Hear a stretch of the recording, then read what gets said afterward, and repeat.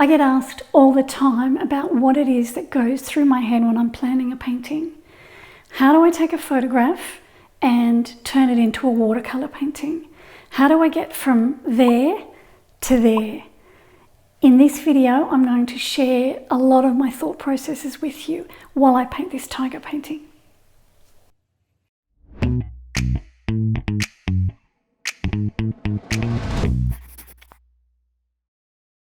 What am I thinking about when I plan and start a new painting? I get asked this question all the time. How do I make the decisions that I make? Many of my students want to start to paint from their own photographs, but they don't know where to begin. They've built up their watercolour skills, they can follow a tutorial really well, and they can produce some stunning paintings from those tutorials. But when they try to do it themselves from their own photographs, they're filled with trepidation. Today I thought I'd use this painting to try and explain how I got from this photo to this painting. The first thing I do is choose a suitable reference photo, and that's a really important step for me that I don't want to get wrong. Many times I've chosen the wrong reference photo and my painting has failed. So sometimes I'll spend a few hours going through all my photos looking for a potential painting.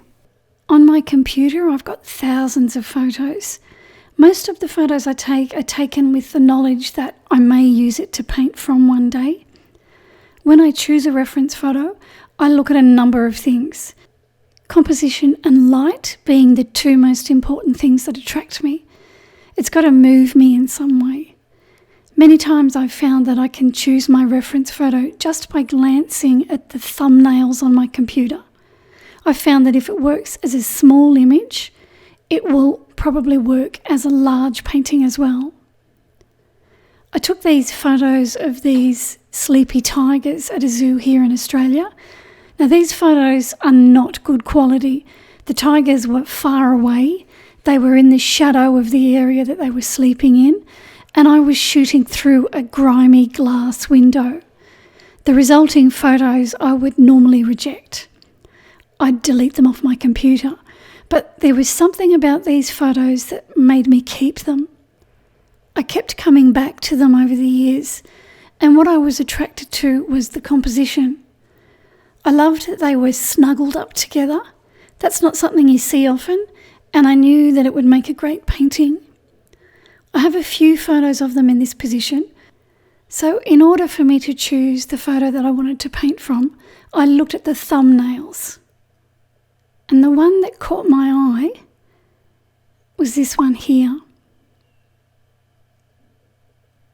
I liked this one because of the paw that was coming down into the foreground. The lighting is terrible, as I said, and it's not focused well because I was shooting through the dirty glass, but I knew that there was enough detail there for me to work with. In this photo here, the tiger at the back had gone to sleep and it had moved its paw up, so I rejected this one. And in this one, it had moved its head further away, so I didn't want to use this one either. And in here, they'd moved again. So I liked the composition of this one, and I knew that I'd be able to boost the colour. I didn't like the platform that they were sleeping on, so I thought I'd put them on a rock so that it would look more natural and not like they were in a zoo. Okay, done. I've got my reference photo. Now what do I do? Well, I have to decide what techniques I'm going to use to paint it. What I usually do is sit and look at the photo, and I paint the painting in my head, and I determine what techniques I'm going to use. Will I work mainly wet on wet or wet on dry? How will I paint in those white whiskers? Will I use masking fluid to keep the paper white while I paint around them? Or will I paint them in later with some white ink or some white gouache? All of these things are going through my head before I even pick up my brushes. I have to decide where my focal point will be. Then when I paint it, that focal point will be the area where I will have the most detail and the most colour value contrast. I have to decide how to position the tigers on the paper. Do I want them to be landscape orientation or portrait? Or do I want a square painting? Thumbnail sketches will come in handy for that sort of thing. This painting is a small study and I used an off-cut piece of watercolour paper. Looking at it now, after I've done my study, I would probably paint this in landscape orientation, and I'd add a bit more length onto the side of this one on the right. That would give me some more room to fade the colour value away over here, which would make this focal point area more defined. Studies are important. I talk about the value of doing a study of your painting before you paint the proper painting in this tutorial. So have a look at that video as well as this one. So once I've worked out all of those things in my head, then I have to do a drawing. Once I've done my drawing, I need to transfer it onto my watercolour paper. Lately I've been scribbling over the back of it with a graphite pencil, and then I place that against my watercolour paper and trace it on.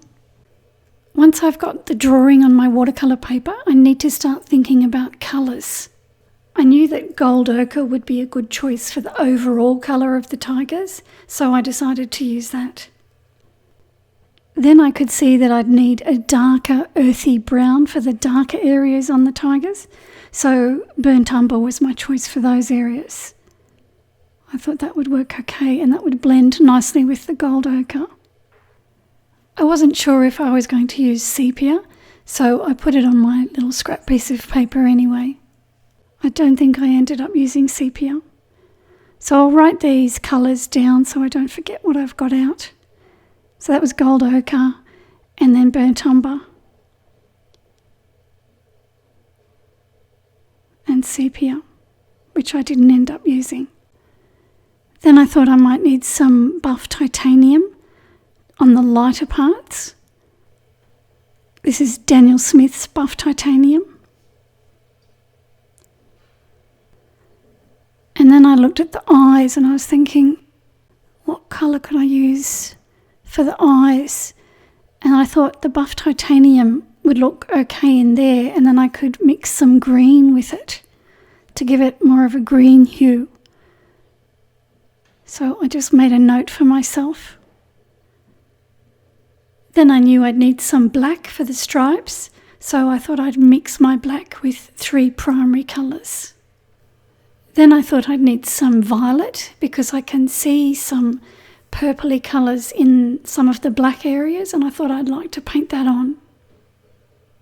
Now I'm ready to start painting. Because this is a study, I'm not too anxious about beginning. If I'm not sure how I'll paint something, I can work it out as I go. I can try different things and see what looks better.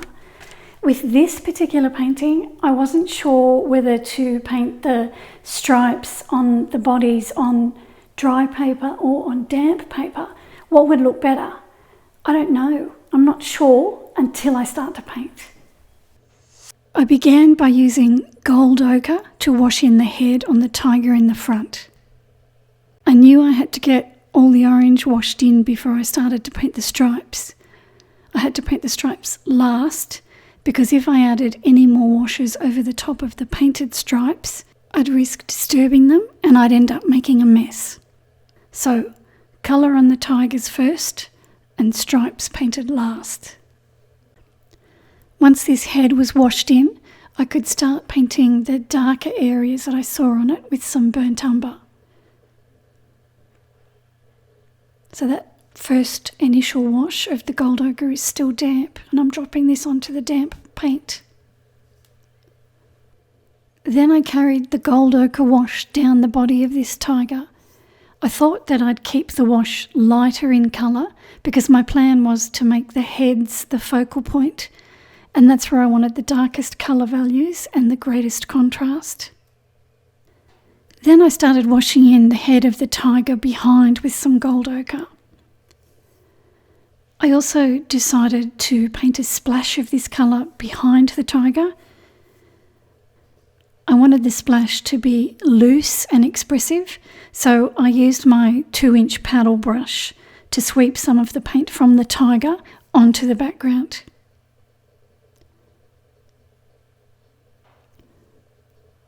I need a bit more paint on my brush, so I'll pick a bit more of the gold ochre up. I got some paint inside the ear there that needs to be white, so a tissue will take that off. Then I could see that I needed some more colour on the background, so I picked up the gold ochre again and I swept my paddle brush across the background in a few more places. Then I continued on down the body and I painted some more of the gold ochre. I also dropped a bit of water onto that splash to disturb the pigment. Once I'd painted all the gold ochre areas in, I mixed up some grey paint. I used burnt sienna and French ultramarine, and I started to paint all the areas where I could see a grey colouring on the tigers. The round brushes I'm using are Vinci Maestro Series 35. This is a number 8 that I've got. Then I painted in the eyes. I knew I had to get them right, so I wanted to paint them in early and get them out of the way. I used buff titanium and I dropped a bit of sap green into them to green them up.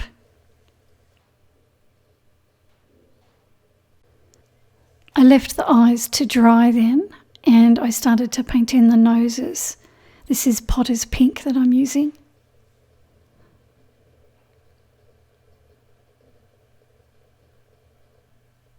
Back to the eyes now that they're dry. I can see a darker area in each eye, so I'll use the grey that I mixed up earlier and I'll paint that onto the eyes.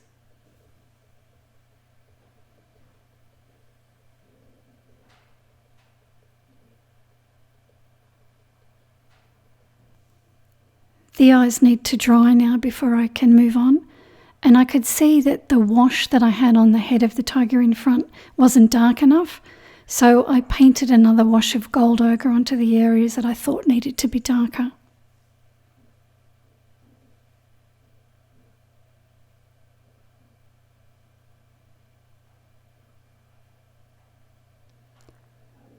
I said earlier that I could see some purple areas in some of the black parts. So I'm painting those areas on now with some Winsor Violet.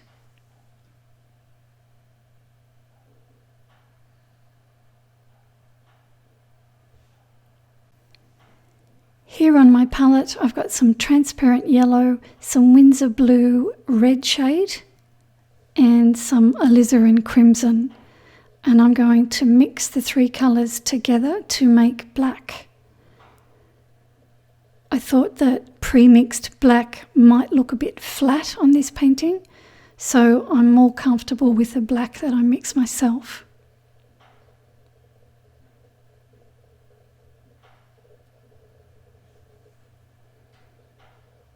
Then I use that colour to start painting in the black areas around the eyes. I said that I wanted to paint the eyes in early because I want to make sure I get them right. I would hate to leave them until later in the painting when I've spent hours working on it, only to make a mistake and mess them up.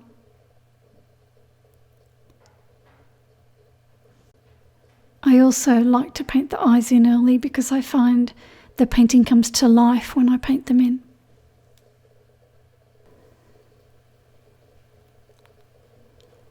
Then I started to paint the stripes around this eye. Painting all these stripes is a bit like putting a jigsaw puzzle together. I've got to keep painting the stripes next to the stripes I've just painted so that I stay on track. It's easy to get confused when you're looking at the reference photo and you're not sure what stripe goes where. So if I try to be a bit more methodical with my stripe placement, I'm less likely to lose my place.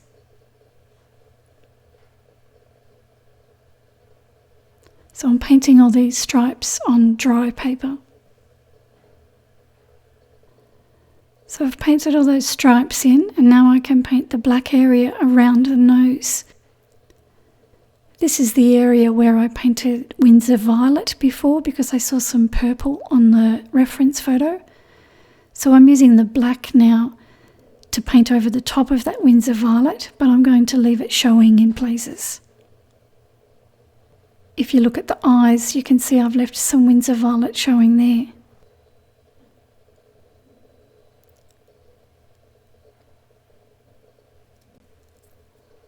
I need need some darker colour on this area, but I'm wetting it because I want soft paint edges this time. So this is the black that I've mixed up. But because my paper's wet, it's giving me those soft paint edges. When I want hard paint edges, I'll paint on dry paper. And when I want softer, less defined edges, I'll paint on the damp paper.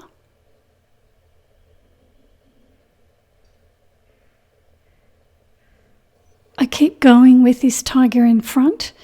This is my focal point, so I want most of the detail here, and I want the darkest colours and the most contrast here.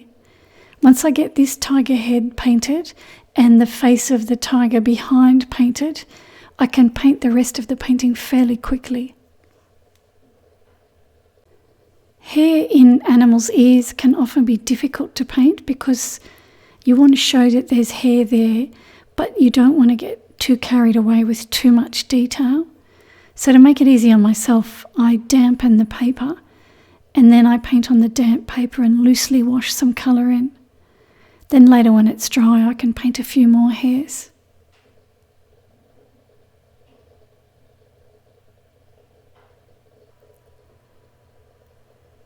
Here on the body, I was thinking to myself that I'll paint the stripes in a bit lighter than what they are on the heads, because I want the focus to be on the heads. I wasn't sure whether I should paint them on dry paper or damp paper. So on this tiger, I painted them in first on dry paper to see what they'd look like. When I got to the stripes on the body of the other tiger, I had changed my mind. That's okay, this is a study. This is my practice painting. This is the painting I do to iron out all the wrinkles before I paint my proper larger painting.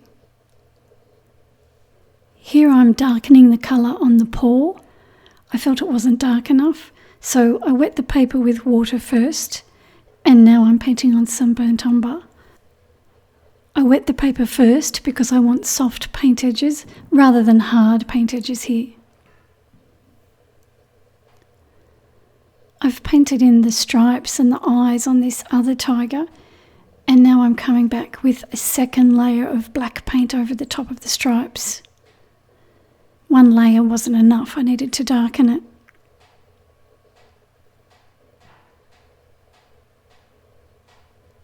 I'm still using the black that I mixed up.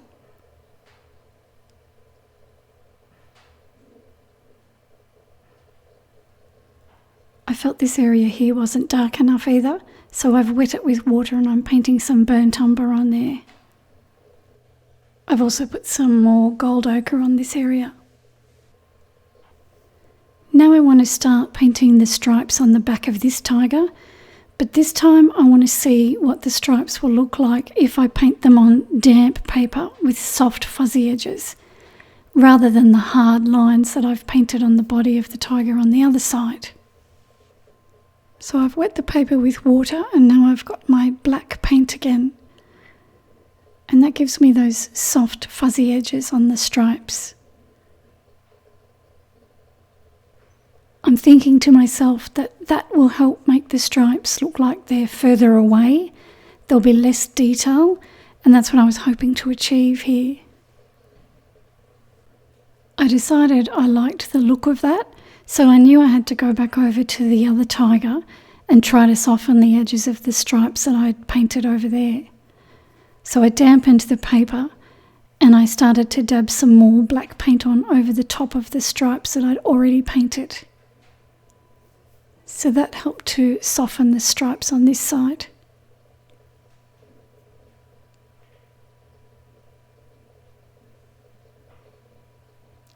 So then I went back over here and I darkened these a little bit. So I wet the paper again and I had another go. When I first put the paint on, the paint spreads a fair way. When it's not quite as wet, I can come back over the top with some darker, thicker pigment. And I put that down the centre of the stripe. That darkens the stripe slightly and gives it a bit more definition.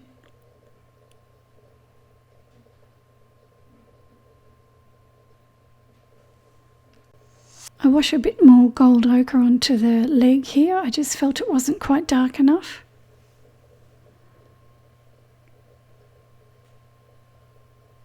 Now I wet this area here and I'll paint those 3 stripes on there. I only get a tiny bit of paint because I don't want it to spread too far.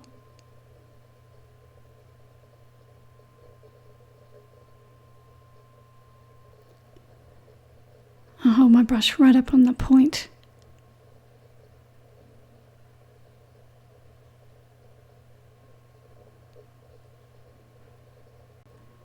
I've wet the toes here and I'm painting some of that grey paint onto the damp paper.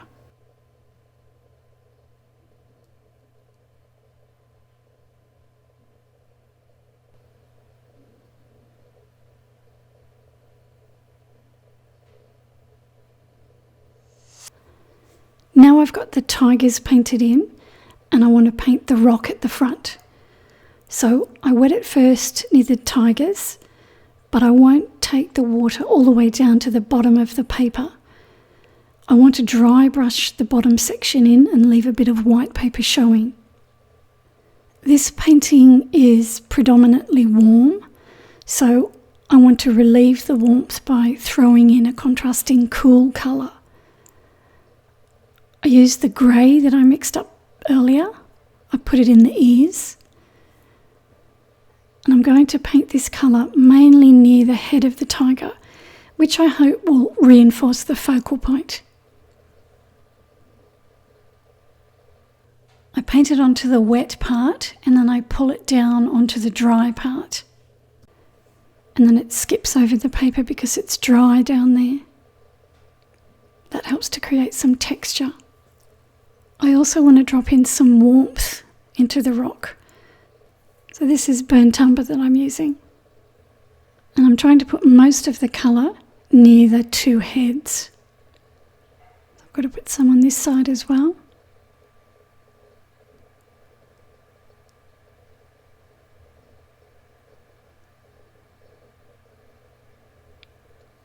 I'll come back in here with my smaller brush to take the colour closer to the tiger.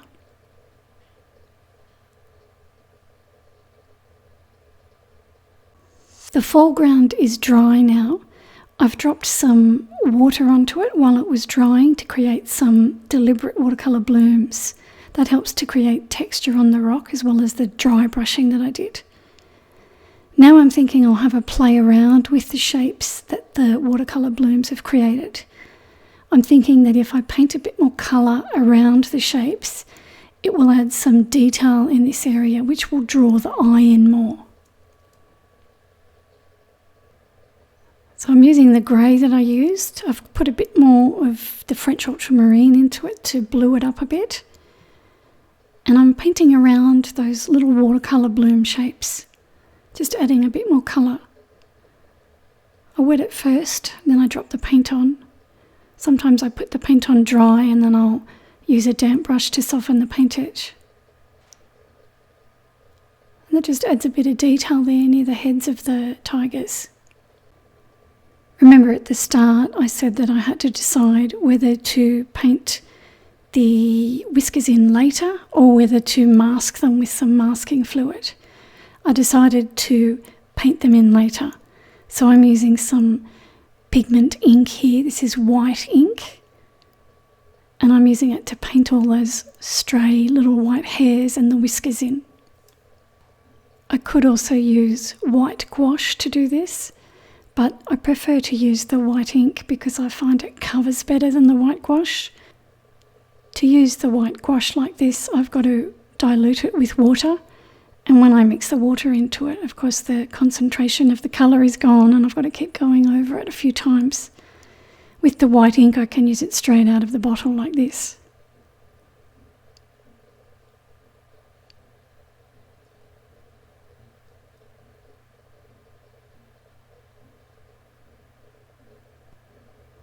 Okay, so I think I'm just about done.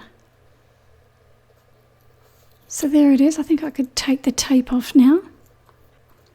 This is washi tape. It's low tack and it gives me a white border around the edge of the painting. So there's my little tiger study finished. So a quick recap of my process. I choose my reference photo carefully. Once I've chosen my photo, I sit quietly and I paint the painting in my head. I think about all the techniques that I might need to use. I think about where my focal point is going to be. I decide whether I'm going to paint it in portrait or landscape orientation.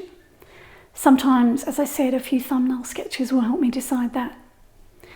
Then I'll do the drawing and I'll transfer that onto the watercolour paper. After that, I start to work out the colours that I'm going to use.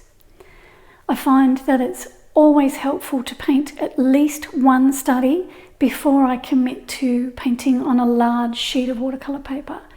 That helps me work out my techniques, it helps me work out the colours that I need to use, and it shows me any problems that might occur. It also helps to make sure that my composition is right. It's not easy creating a painting, it takes a lot of work, so I'm glad that it's a lot of fun. I hope this video is some help to you. Thank you for watching.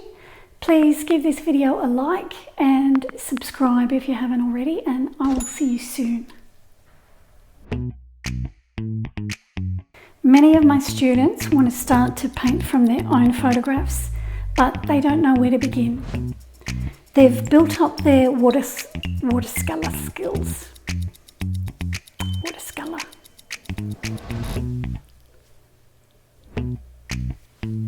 I had to move back a bit because I was in the sun. Okay, done. I've got my reference photo now. What do I do? No, that didn't work. Okay, done. I've got my reference photo. Now what do I do? That's better. Okay, good. Sun, no sun. Sun, no sun. Sun. Oh God. Come on, clouds. But these stupid triangle windows, we can't put anything on them. So a quick recap of my process. I choose my reference. He's painting windows today. So a quick recap of my process. I choose my reference photo. I also have to decide whether I need to paint it in portrait or orientation landscape.